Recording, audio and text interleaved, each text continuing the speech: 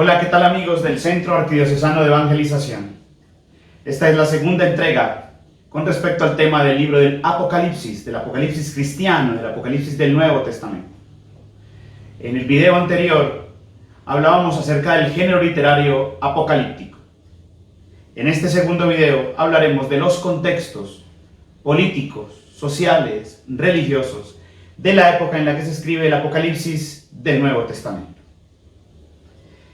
Hablábamos entonces de que ese movimiento apocalíptico tiene que ver con tiempos difíciles, tiene que ver con tiempos de persecución, tiene que ver con tiempos donde una comunidad creyente la está pasando mal.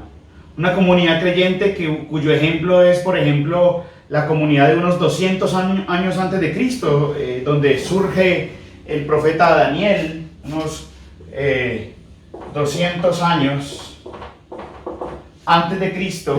Por allí van haciendo el movimiento apocalíptico del Antiguo Testamento, y entonces ubicamos al profeta Daniel como el más claro ejemplo de apocalíptica del Antiguo Testamento.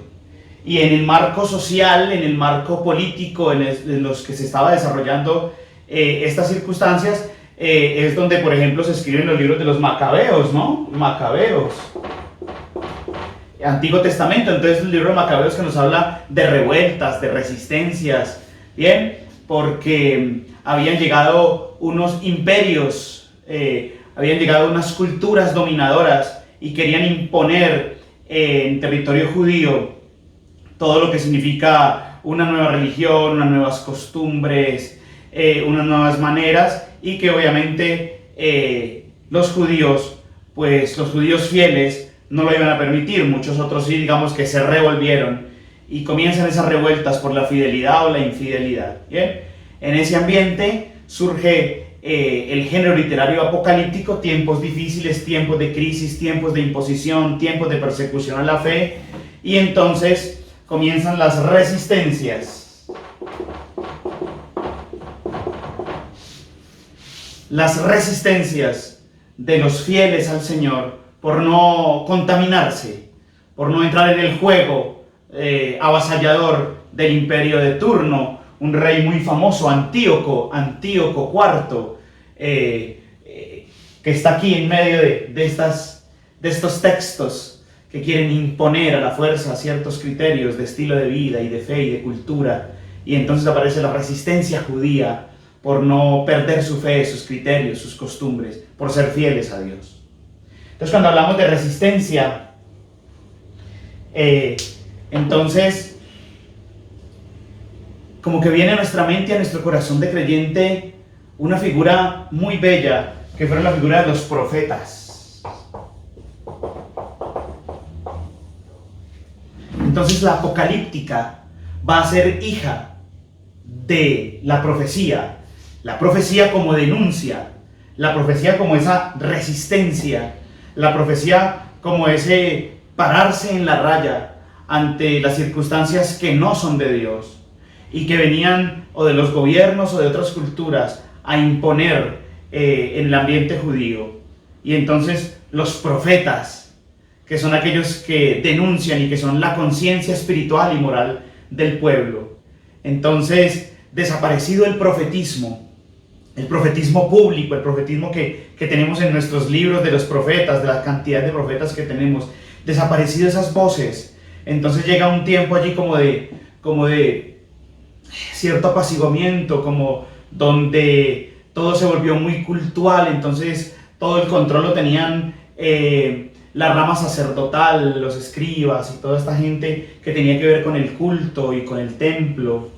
Y entonces el profetismo decayó un poco, pero seguía allí en el sustrato del pueblo, seguía allí en las masas populares, ese espíritu de que habían cosas que no son de Dios, de que habían cosas que son contrarias a nuestra fe. Y entonces había allí en el interior de la conciencia del pueblo el clamor por justicia, el clamor por rectitud, por honestidad y el clamor por una fe auténtica a Dios. Entonces eso era allí en el sustrato del pueblo, y es lo que surge, estalla, explota unos 200 años antes de Cristo, cuando vinieron las dominaciones y cuando vinieron otras culturas y el ambiente helenístico, el ambiente griego, a imponer sus estilos de vida en Israel. Y eso es lo que el pueblo entonces va a levantarse con los alzados, estos macabeos, ¿no? La familia macabea, y que fueron los encargados de decir, no, esto no es de Dios, nosotros defendemos y morimos por nuestra fe. Bien, y es lo que Daniel narra con ese género apocalíptico. Entonces entramos en este contexto donde luego va a llegar el Imperio Romano, y ahí ya nos ubicamos en el Nuevo Testamento. Luego llegará entonces el Imperio Romano a dominar gran parte de Europa, norte de África, parte de Asia, toda la cuenca del Mediterráneo. Y entonces en ese ambiente donde se expandió y se desarrolló el Imperio Romano, y en estas tierras judías, pues también pasan a pertenecer a manos del imperio. Y entonces los judíos, en los tiempos del Nuevo Testamento, ahora son una colonia del Imperio Romano. Lo único que tienen de independencia tal vez es su fe. De resto, toda la situación social y política y de gobierno pues son administradas y controladas por el Imperio Romano. Es decir, que también hay allí un ambiente propicio para que resurja nuevamente el movimiento apocalíptico, hijo de la profecía, como resistencia, como denuncia, como fidelidad a la fe. Ahora entramos a la fe cristiana, porque vamos a ubicarnos específicamente en el Apocalipsis del Nuevo Testamento. Entonces el contexto social, político y religioso va a estar marcado por lo que significa el Imperio Romano. Todo el Nuevo Testamento, que es prácticamente toda la segunda mitad del siglo I, allá después de Cristo, tenemos referencias históricas de que tal vez el primer texto escrito del Nuevo Testamento es la primera carta a los tesalonicenses. Estamos hablando del año 49-50, y de ahí en adelante todos los escritos paulinos, todos los escritos de las comunidades joánicas, de las comunidades petrinas. Entonces prácticamente el Nuevo Testamento se escribe en 50 años, la segunda mitad del siglo I. Y estamos hablando de una dominación romana, no solamente en lo que hoy llamamos Israel, sino en toda la cuenca del Mediterráneo, prácticamente toda Europa y todo el norte del África y todos los vecinos allí de Israel. ¿Qué sucede con los romanos? Bueno, pues los romanos pues, son un pueblo politeísta por la influencia griega de sus divinidades, permiten diversidad de cultos, y en ese sentido, en los tiempos de Jesús, en los tiempos de esa primera comunidad cristiana, pues digamos que hay cierta libertad. Hay cierta libertad, con tal de que le paguen los impuestos a Roma y con tal de que no haya revueltas de tipo social que hay que calmar, por eso la muerte de Jesús, con tal de que todo esté en cierta calma y se paguen los impuestos, pues llevamos la fiesta en paz. Comienzan unas revoluciones muy grandes.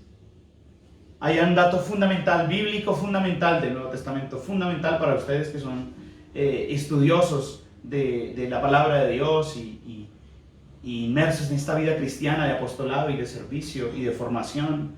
Pues hay un hecho fundamental, y es el año 70 después de Cristo. El año 70 rompe, divide gran parte de los sucesos y acontecimientos que se dan allí, ya en medio de la comunidad cristiana. Estamos hablando de unos, 40, 35 años después de la muerte de Cristo. En el año 70 se da la destrucción del templo de Jerusalén, del templo que conoció Jesús, de ese templo que había sido reconstruido varias veces. En el año 70 se da una revuelta enorme entre judíos, romanos, y allí los cristianos son pequeñas comunidades, pero también lo que diríamos llevan del bulto, y también allí se ven inmiscuidos en todo esto.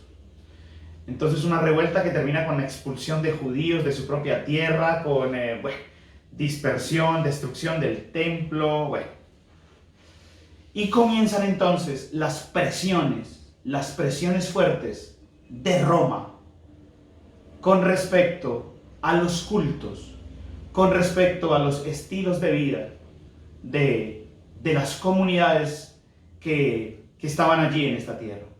Y ya hay cristianos, y ya hay comunidades cristianas que crecen de una manera desbordada, y ya hay comunidades cristianas que crecen como la maleza, se riega de una manera impresionante el Espíritu de Dios, el Espíritu de Jesús resucitado. Y hay personajes como por ejemplo Nerón, personajes como Nerón, emperador de Roma entre los años 54 y 68, profundamente fuertes y perseguidores contra los cristianos. Después de esto surge como una cierta paz, como una cierta tregua. Este personaje Nerón fue un salvaje contra las comunidades cristianas. Luego vienen todas estas revueltas del año 70, expulsión de los judíos,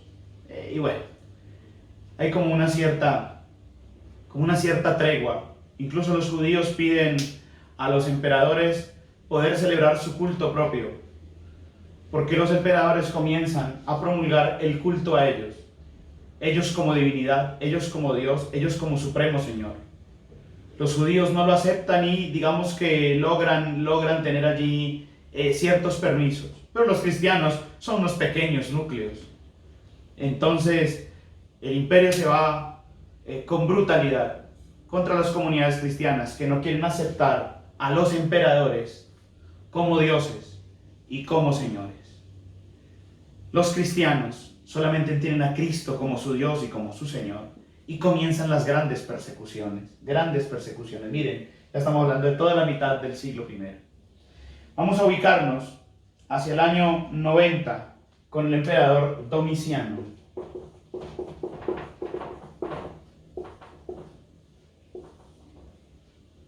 Domiciano es un emperador que está gobernando entre los años 81 y 96.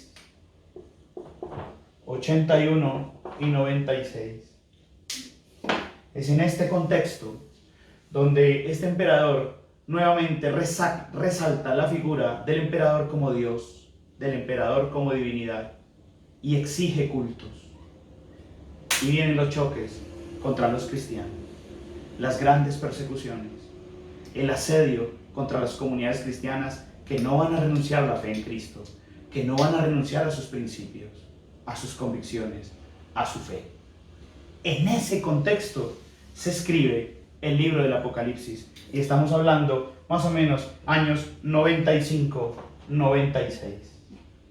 Años 95, 96. Estamos hablando de este Juan que escribe el Apocalipsis, desterrado en una isla, Patmos, que le escribe a sus comunidades, a las comunidades que él coordinaba o que él había fundado, a sus comunidades, para que resistan, para que sigan denunciando estas divinidades paganas, para que no le hagan el juego al imperio, pero que será una lucha como entre una mujer y un dragón, pero que será una lucha entre algo que porta fragilidad, debilidad, como una pequeña comunidad cristiana, ante el gran poderío en armas y en gobierno de los romanos. Esas pequeñas comunidades cristianas se van a ver entonces a través del libro del Apocalipsis, de las figuras que utiliza, de la simbología propia de la literatura apocalíptica, se van a ver animadas a resistir, animadas a su profetismo, a denunciar, animadas a la fidelidad en Cristo, que es el único Señor y que los irá haciendo victoriosos en medio de la tormenta, en medio de esos tiempos difíciles, en medio de las persecuciones. En ese contexto es que se escribe el libro del Apocalipsis. Persecución, martirio, muerte, un gigante que encima quiere devorar como un dragón. Entonces por eso analizaremos todos esos signos que tiene el libro del Apocalipsis basados en esto, en que es el contexto donde un gigante llamado Imperio Romano ataca a un pequeño corderito llamada la comunidad cristiana, la iglesia, que tiene en su corazón a Cristo el Señor. Si logramos entender esto, muchachos, si logramos entender que lo que quiere el libro del Apocalipsis es generar resistencia, denuncia, ánimo, esperanza, de que aún en medio de la adversidad podemos seguir anunciando a Cristo, de que no podemos callarnos, de que la victoria la da Cristo, de que el Señor de la vida y de la historia es Cristo y no estos señoritos, en ese marco entendemos el libro del Apocalipsis. En ese marco de lucha, de resistencia, en ese marco que habla de un presente álgido, de un presente tenaz, de un presente fuerte, no de futuros y cataclismos del fin del mundo. Ya lo vimos que no. No. El marco es el presente de la última parte, últimos años del primer siglo, con las fuertes persecuciones de los emperadores que exigían el culto a ellos como dioses, como señores. Para nosotros el único Dios y el único Señor es Cristo. Pero en este contexto es de muerte, es de martirio, es de persecución, profetismo, resistencia, ánimo y esperanza a pesar de la sangre. Así entonces, vamos a entrarnos en la siguiente entrega en cómo está dividido nuestro libro y entramos en esa bella simbología y en esos bellos mensajes que transmite el Apocalipsis para la esperanza, para el ánimo, para la victoria en Cristo Jesús.